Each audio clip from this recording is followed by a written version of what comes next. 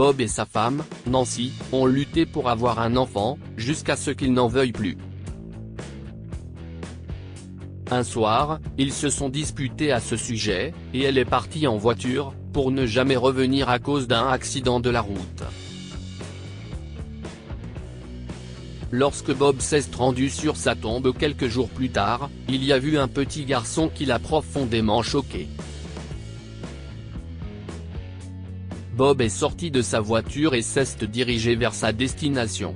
Ces derniers jours ont été éprouvants pour lui, et des tonnes de regrets ont traversé son esprit depuis l'incident. Il a pris une profonde inspiration et repense aux dernières années de sa vie en marchant sur l'herbe verte.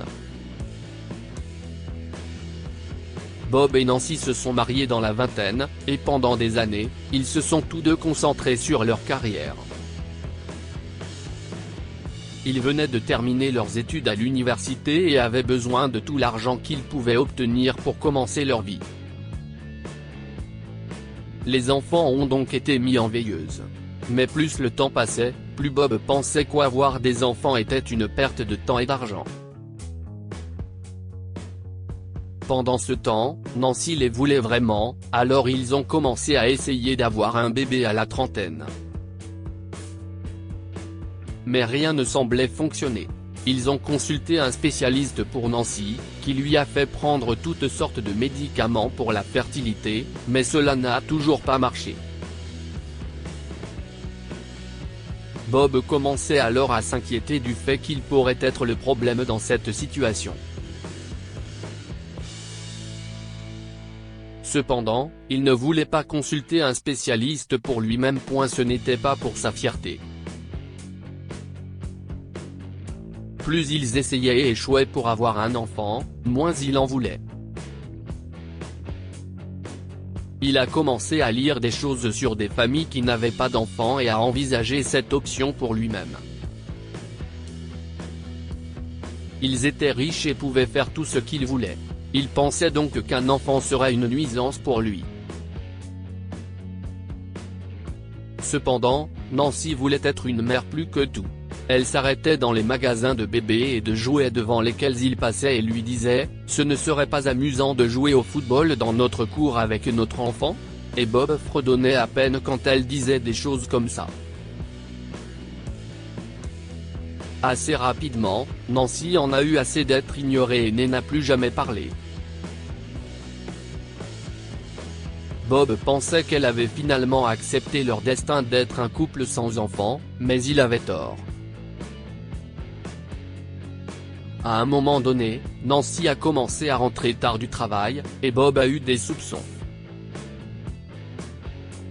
Elle n'a jamais fait cela, même pendant les périodes les plus éprouvantes de sa carrière, dans sa vingtaine. Elle était bien installée au travail et occupait un poste important dans son entreprise. Par conséquent, Bob était sûr qu'elle le trompait et se préparait à le quitter. C'est ce qui a conduit à la nuit la plus terrible de sa vie. Nancy venait d'arriver à la maison après une autre nuit tardive, et Bob en avait assez. Où diable étais-tu ? Lui a-t-il crié dès qu'elle est entrée. Elle a été prise de court par son attitude. Qu'est-ce ce que tu veux dire ?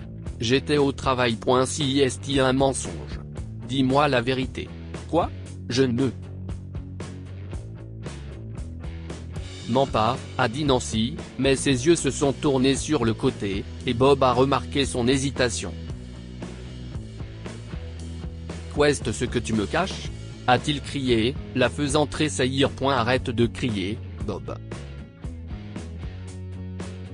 Je ne fais rien de mal, a-t-elle commencé. Mais Bob était tellement en colère qu'il ne voulait rien entendre d'autre. Comment as-tu pu ? Espèce d'horrible femme. Je ne peux pas croire qu'après toutes ces années, tu me trompes et que tu aies trouvé un homme pour te donner des enfants. En entendant Bob prononcer ces mots terribles, Nancy en a finalement eu assez.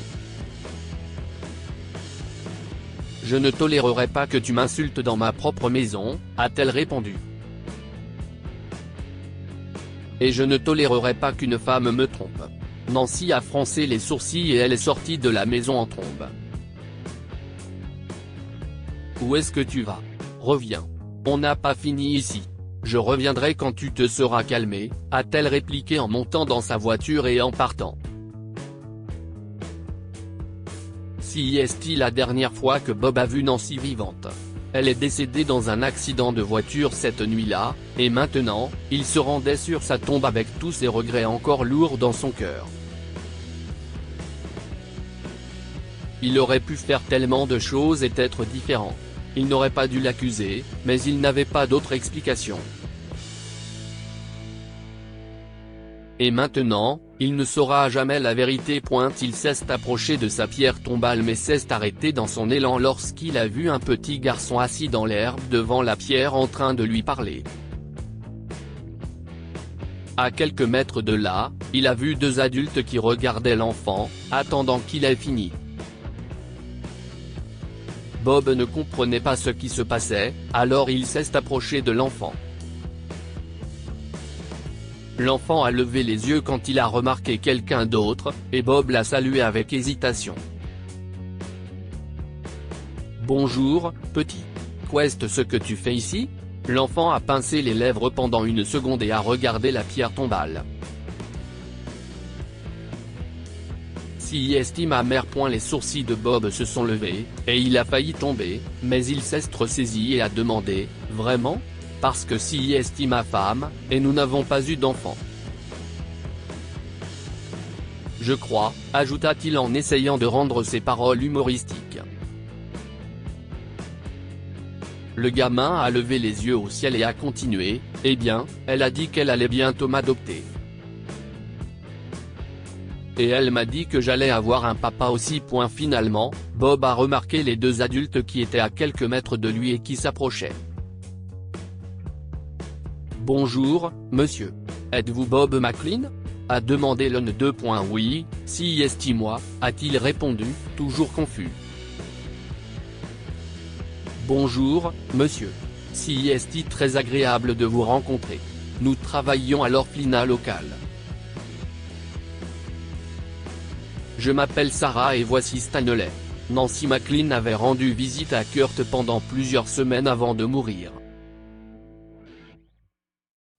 Elle nous a fait part de son intention de l'adopter, mais elle disait toujours que son mari n'était pas encore convaincu, a expliqué Sarah, et tout a finalement fait tilt pour Bob. Nancy ne l'a jamais trompé. Elle rendait visite à un garçon à l'orphelinat de leur ville dans l'Oregon, et cherchait à l'adopter. Il était choqué, mais c'était mieux que de penser qu'elle avait été infidèle à leur mariage. Pourtant, elle aurait dû lui dire. Je n'étais pas au courant de ce qu'elle faisait, a révélé Bob, surprenant les employés de l'orphelinat. Oh, je vois. Eh bien, nous avons appris sa mort, et c'était difficile de tout expliquer à Kurt, alors nous l'avons amené ici.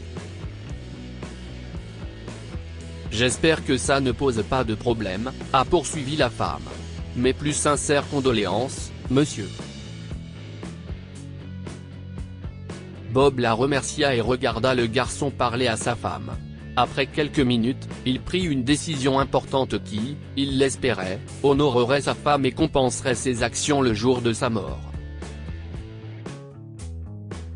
Avec l'aide de Sarah, il a commencé à rendre visite à Kurt, et l'enfant était ravi de lui raconter ses visites avec Nancy.